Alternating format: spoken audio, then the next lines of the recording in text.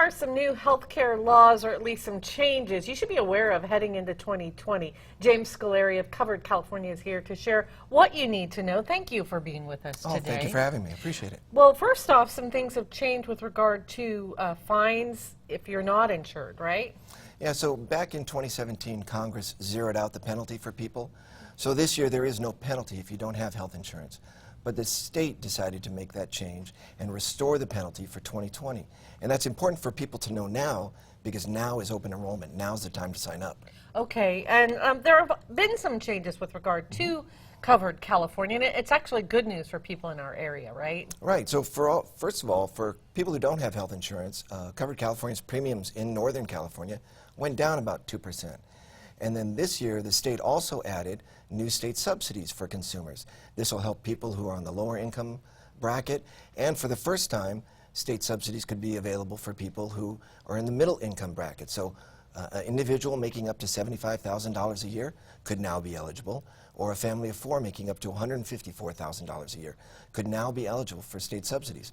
And in some cases, you know, for the middle income consumer, what we've seen so far is they're averaging more than $500 a month. Wow, that's a big change. I mean, might help make it a lot more affordable for people. Right. It does a lot of things. We actually met a couple who stays in Red Bluff, and they were worried about maybe having to go back to work. They were retired, but their health care costs were getting to be such a level that they were worried. But with this new state subsidy, they say now they can stay retired.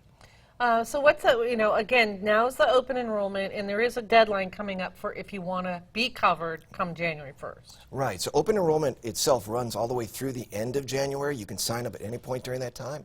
But like you mentioned, if you want your coverage to begin on the 1st of the year, you need to sign up by December 15th, which is coming up in a couple of weeks. As simple as going to coveredcalifornia.com? It's actually coveredca.com. Coveredca.com. You can do it online if that works best for you. We've got a call center, 1-800-300-1506, where you can speak to one of our trained professionals. Or if you go to our website, there's a little button right there. It says Find Local Help. And you can find people in your neighborhood who can sit down with you across the table, go over your options. It's all confidential. It's all free. They speak a variety of languages. So we really try to be where people are and where people need help and whatever is most comfortable with them.